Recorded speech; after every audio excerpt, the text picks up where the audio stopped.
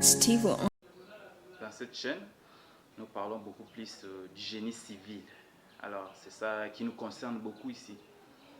Alors, je vais faire cette vidéo pour répondre à une question qu'on m'avait posée aux commentaires dans la vidéo passée. Avant d'aller plus loin, essayez de vous abonner juste en bas. Ok, merci beaucoup. Alors, c'était quoi la question? On m'avait posé une question de savoir. Il y avait une personne qui était dans une équation. Il voulait construire juste sa maison. Et ça fait que la semelle voulait passer. Donc, vu l'état du terrain, le terrain était vraiment tout petit. Alors, dans ce terrain-là, il existait déjà un mur mitoyen. Quand l'architecte a conçu le plan, il y remet le plan. Donc, la semelle passera juste à côté du mur mitoyen. Donc, à peu près collé avec le mur mitoyen. Vous savez déjà de quoi je vais parler. Alors, quand la semelle est déjà à peu près collée avec le mur mitoyen, ça veut dire qu'elle sera excentrée. Mais l'autre semelle était quand même centrée. Alors, il a posé la question de savoir, quand une semelle est excentrée, est-ce que ça peut endommager le bâtiment à la longue?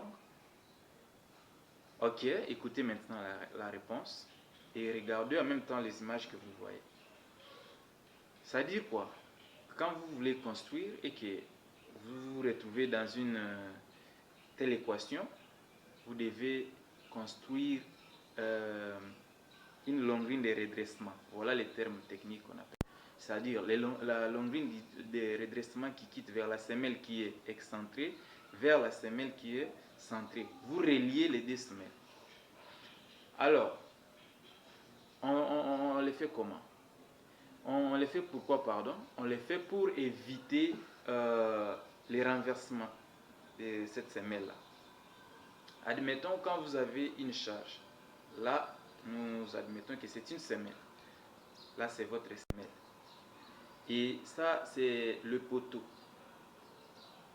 Comme le poteau vient de haut vers le bas, et la charge quitte de haut vers le bas, cette charge qui sera soumise ici aura tendance de faire monter la semelle comme ça. Quand vous appuyez, et la semelle, comme elle n'est pas bien soutenue là-bas, elle n'est pas centrée, elle aura tendance d'être renversée de la manière. Vous voyez? Et en même temps, avec cette charge, ça va écraser maintenant les bétons de la semelle à la longue.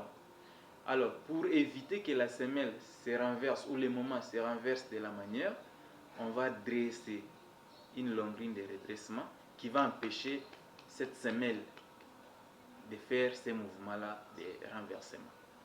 Voilà un peu la question que je vais te dire. Alors, comme vous voyez dans ces images-là, nous avons deux semelles. L'une est excentrée et l'autre est centrée.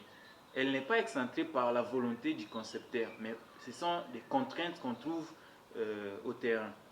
Pourquoi nous retrouvons de tels cas comme ça? Alors, quand vous avez aussi un cas comme ça, ne continuez pas. Il y a des gens qui s'en foutent, ils disent bon, je continue à construire le mur comme ça et quelle que soit la semelle excentrée, je construis. C'est pas bien. Ça va poser des problèmes à la longue.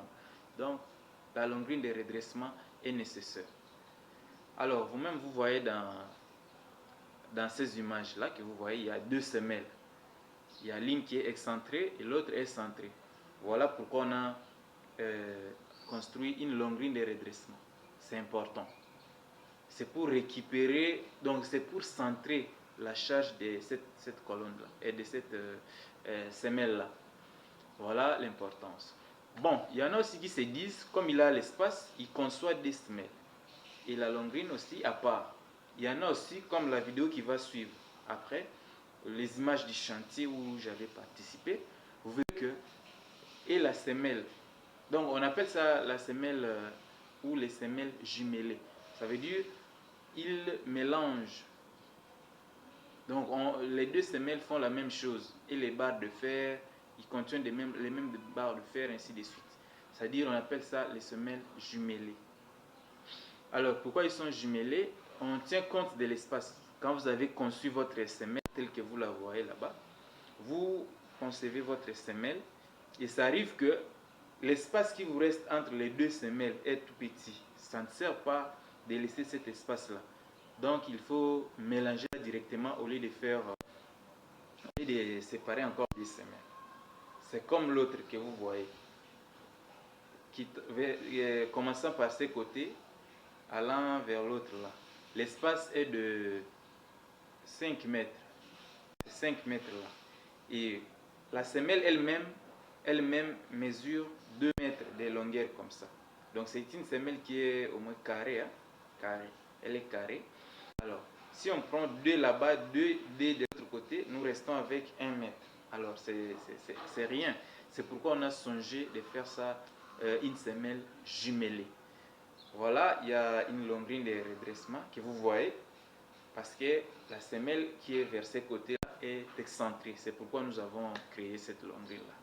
Donc, c'est à peu près comme ça. Voilà la réponse qui te mérite pour ta question. Allez-y au chantier et pratique ça quand tu as un cas comme ça. Vous parlez. Abonnez-vous massivement, ça va me faire du bien. Et puis, s'il y a à commenter, commentez. On va débattre ensemble dans tout ce que vous voyez comme constat. Merci beaucoup. Bye. Steve on the beat.